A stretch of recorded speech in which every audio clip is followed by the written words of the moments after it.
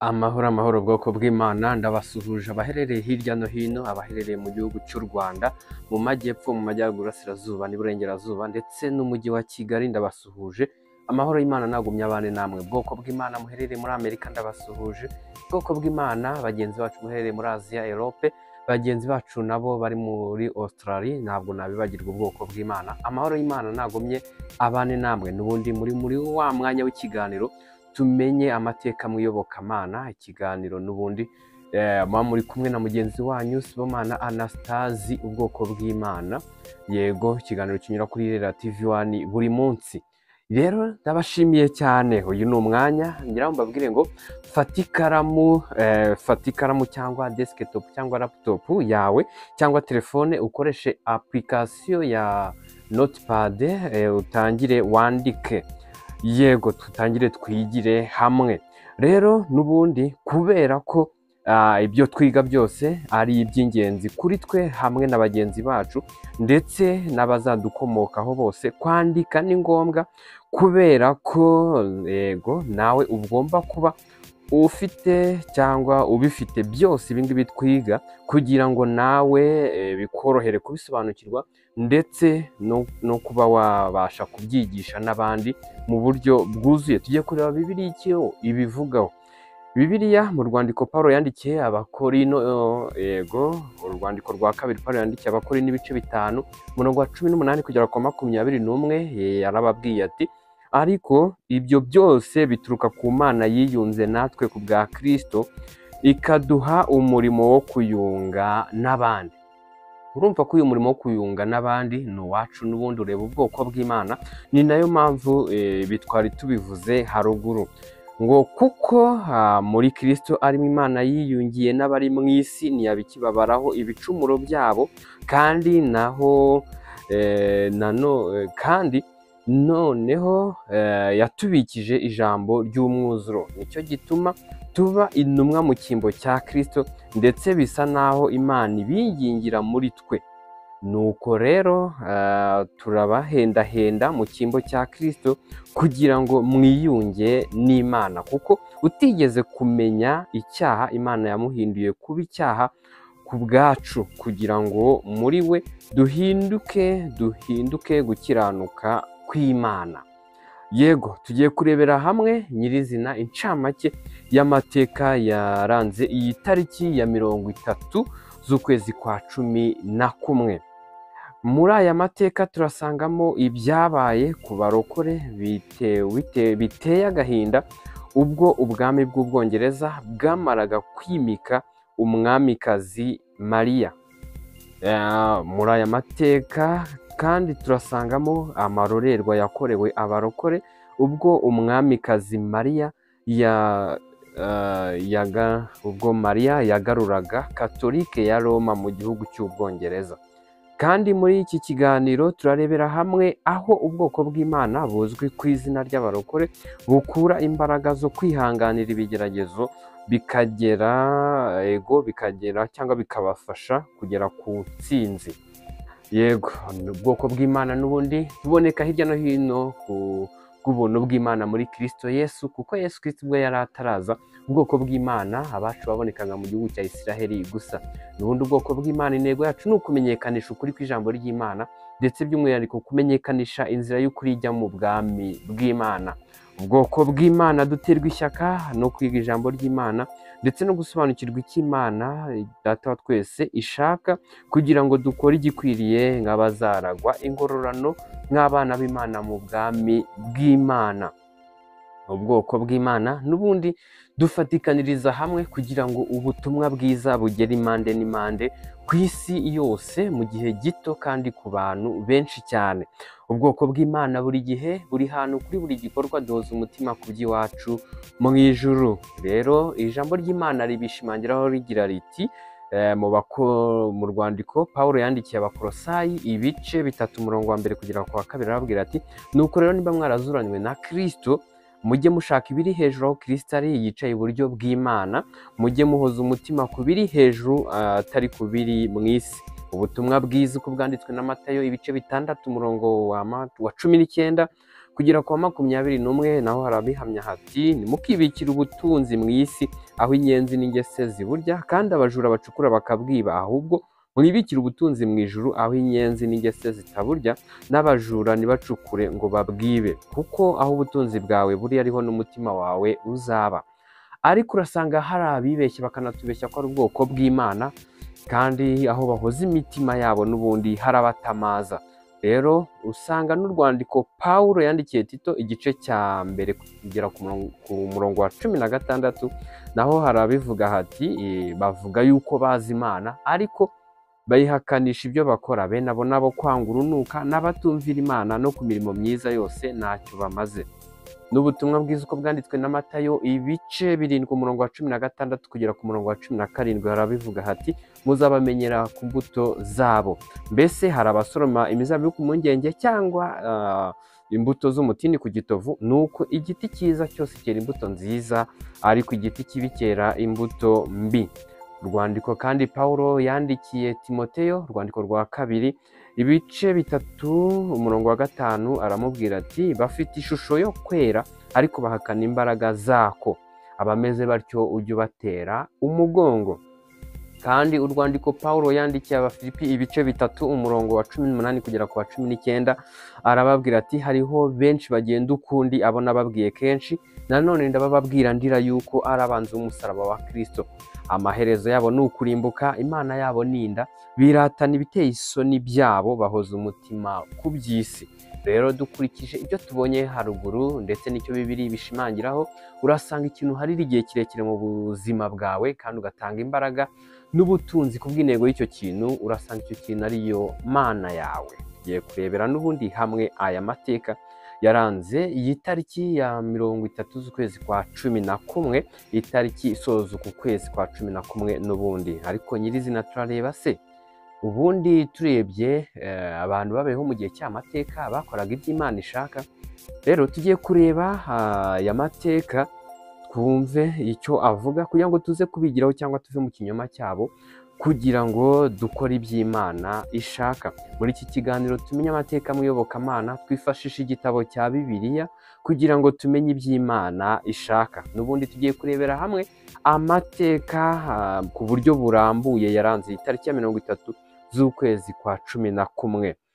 Yego, ku ya 30 z'ukwezi kwa 11 mu mwaka w'igihumbi 1554 umwamikazi w'Ubwongereza waherukaga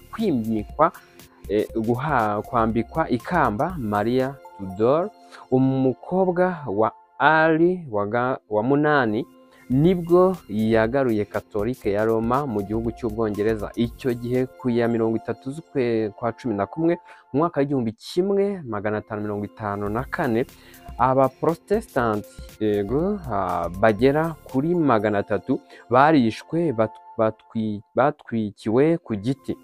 Abandi Baprotestanti bagera kuri 400 bari barafunzwe, barapfuye bazize inzara. Aba ngabo n'ubundi bari bari muri icyo gihe cyo kuri iyi ngoma y'uyu mwami Maria Tudor mu gihugu cy'Ubwongereza.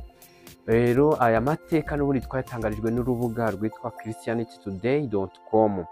Yego, tugiye kurebera hamwe nyirizina icyo ijambo ry'Imana cyangwa Bibiliya ivuga kuri aya mateka kugira ngo tumenye icyo twakora n'icyo twareka nk'ubwoko bw'Imana. Tugiye kureba nyirizina ko turimo kubona abantu barimo guhura n'akaga gakomeye kubwo guhamya Yesu Kristo, kandi tukabona n'abarimo kubikora nabo barimo gutangazwa, kandi tugasanga ibirimo kubayobora n'ibiri mu buryo bumwe. Bamwe barimo kuyoborwa n'imbaraga z'Imana cyangwa kuyoborwa n'umwuka w'Imana, abandi barimo kuyoborwa n'icyaha kibarimo, nk'uko twabibonye mu biganiro byatambutse. Tugiye kureba rero nyirizina Bibiliya kirimo kuvuga kuri aya mateka yo kuri uyu munsi wa 30 z'ukwezi kwa 11, umunsi usoza uku kwezi. Tugiye kureba icyo Bibiliya ibivugaho, ukuri kwa Bibiliya gushingiye icyo ubwoko bw'Imana dushingiraho dukora iby'Imana ishaka, tukumva turanezerewe kandi turi mu murongo Imana ishaka. yego. Turebye mu butumwa bwiza uko bwanditswe na Yohana ibice 15 umurongo wa 18 kugera ku murongo wa 27 harabivugaho hati ab'isi nibabanga mumenye ko babanje kunyanga batarabanga. Uwo ni Yesu Kristo wari urimo uvuga ahangaha. Iyo muba ab'isi baba babakunze, ariko kuko mutari ab'isi ahubwo nabatoranije mu b'isi, nicyo gituma ab'isi babanga. Dore ashimangiye aho ngaho ubwo twari turebye kuri aya mateka muri uriya mwaka w'1554 ubwo hari himitswe umwami Maria Tudor. ubwo ngubwo ubwo yamaraga kwimikwa akemerera yuko katolike ya Roma iboneka muri icyo gihugu igarutsemo, habonetse bari abantu bagiye bapfa mu buryo butandukanye, bamwe bishwe batwikiwe ku biti, abandi bishwe n'inzara aho bari barabafungiye kubera ko babajije yuko babaye abaprotestanti cyangwa ari abaprotestanti cyangwa ari abakurikiza ijambo ry'Imana uko riri. Rero hano naho hashimangiye habivuga bati ubwo ab'isi nibabanga mumenye ko babanje kunyanga batarabanga. Uwo ni Yesu wabivugaga. Iyo muba ab'isi baba babakunze. Yego, witondere aha hantu iri jambo nimba bavuze ngo iyo muba ab'isi baba babakunze. Rero uze kureba baba bakunzwe abaribo uruhande bariho, n'abadakunzwe n'ab'isi uruhande bariho. Ijambo rikomeza rivuga ngo iyo muba ab'isi baba babakunze, ariko kuko mutari ab'isi ahubwo nabatoranije mu b'isi, nicyo gituma ab'isi babanga. Mwibuke ijambo nababwiye ni umugaragu naruta shobuja. Niba bandenganyije namwe bazabarenganya, niba bitondeye ijambo ryanjye n'iryanyu naryo bazaryitondera. Ariko ibyo byose bazabibagirira babahora izina ryanjye, kuko batazi uwantumye uwo ari we. Uwo Yesu Kristo cyangwa kubishimangira ahumuriza ubwoko bw'Imana buryo ki icyo mwahura byose nabyo nibibakomerera mu bwoko bw'Imana aho murere hirya no hino ku isi, ubuzima bwa mwaba muri mu bwari bwo bwose, nuko n'ubundi ibyo ngibyo ari bigera ku bwoko bw'Imana bitewe n'abaribo, bitewe n'imbaraga zibarimo n'ababarwanya imbaraga zibarimo, kuko mudahuza umuyobozi. Rero na Matayo ibice 5 umurongo wa 10 kugera ku wa 12 harabivuga hati, nabwo ni Yesu Kristo wabivugaga, ngo hahirwa abarenganirijwe gukiranuka kuko ubwami bwo mu ijuru ari ubwabo. Namwe muzahirwa ubwo bazabatuka bakabarenganya bakababeshyera ibibi byinshi babamora. Muzanezerwe muzishime cyane, kuko ingororano zanyu ari nyinshi mu ijuru, kuko ariko barenganije abahanuzi ba mbere. Rero ndabashimiye cyane yuko mwabanye natwe mu bwoko bw'Imana muri uyu mwanya w'ikiganiro tumenye amateka mw'iyobokamana, n'ubundi mugezwaho na mugenzi wanyu ubwoko bw'Imana Sibomana Anastase. Ikiganiro kinyura kuri Irera TV 1 buri munsi. Ndabasaba kugira ngo nyirizina bashimira ubwoko bw'Imana mwamaze gukora subscribe kuri iyi channel ya Irera TV 1.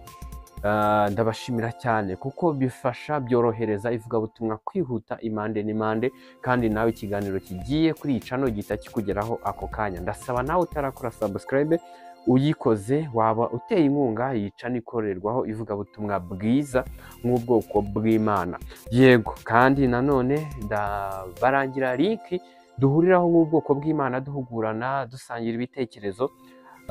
Link iboneka kuri link iboneka muri comment y'iki kiganiro, n'ubundi urasangaho ya WhatsApp duhuriraho duhugurana duhana ibitekerezo dushyiraho n'ibibazo tubaba twibaza, kandi n'ubundi nawe ntibyakubuza kunyura muri comment utanga ikibazo cyangwa n'inyunganizi. Ndabashimiye cyane, kandi n'ubundi ukunda ibi biganiro wakanda like. Yego, kandi mbasaba no gusangiza n'abandi bari hirya no hino, ubabwira uti wajya kuri YouTube ukandikamo izina Irera TV 1 ugahita ubona channel dukoreraho n'ubundi ya bino biganiro, kugira ngo habeho gusangiza n'abandi ndetse no twahuriza hamwe twese dukwirakwiza ubutumwa bwiza impande n'impande. Ndabashimiye cyane, ndabakangurira kugira ngo dukurikire bino biganiro mu buryo bwimbitse, ugitangire ikiganiro ujye unagisoza kugira ngo usobanukirwe nyirizina icyo bishatse kuvuga